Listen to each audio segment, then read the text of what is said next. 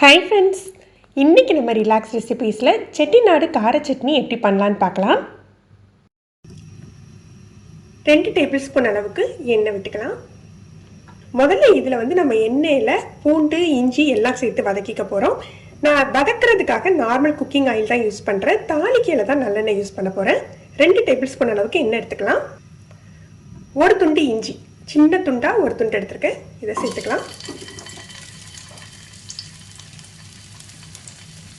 பெரிய பல் பூண்டு அப்படிங்கிறதுனால 6 சேர்த்துக்கிறேன், சின்ன பல்னா 8 சேர்த்துக்கோங்க. கொஞ்சமாக கருவேப்பிலை, இதுக்கு நம்ம மல்லி புதினா சேர்க்க போகிறதில்ல, கருவேப்பிலை தான் சேர்த்துக்க போகிறோம்.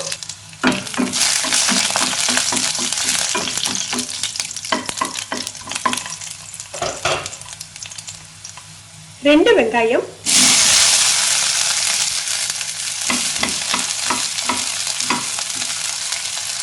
வெங்காயம் பொன்முறுவலாலாம் வதங்க வேண்டியதில்லை, பச்சை வாடை போனால் போதும்.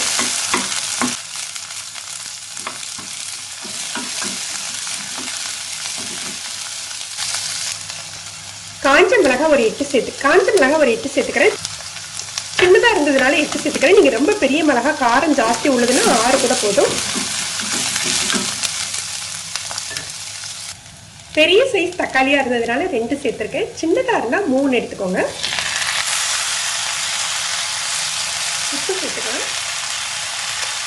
ஒரு சின்ன துண்டு புளி சேர்த்துக்கணும்.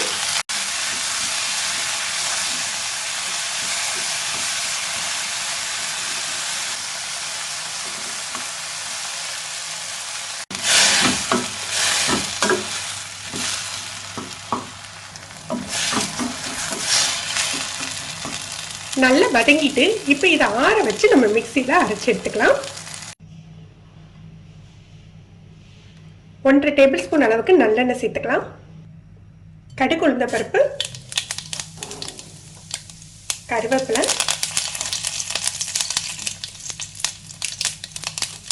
காஞ்ச மிளகாய் 2 சேர்த்துக்கலாம்.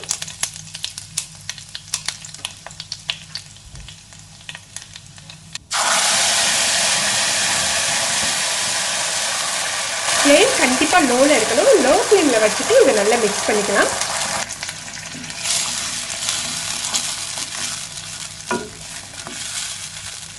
இது எல்லாமே வதக்கி அரைச்சிருக்கிறதுனால ரொம்ப நேரம் கொதிக்க விடணும்னாங்க. லைட்டாக ஒரு 10லேருந்து 20 செகண்ட் கொதிக்க விட்டுட்டு நம்ம அணைச்சிடலாம். நம்ம செட்டிநாடு கார சட்னி ரெடி ஆயிடுச்சு. நீங்களும் இந்த மாதிரி ஒரு தடவை ட்ரை பண்ணி பாருங்கள். ரொம்ப உங்களுக்கு பிடிக்கும். எப்படி இருந்ததுன்னு கமெண்ட் பண்ணுங்கள். இந்த வீடியோ உங்களுக்கு பிடிச்சிருந்ததுன்னா லைக் பண்ணி ஷேர் பண்ணுங்கள். தேங்க்யூ.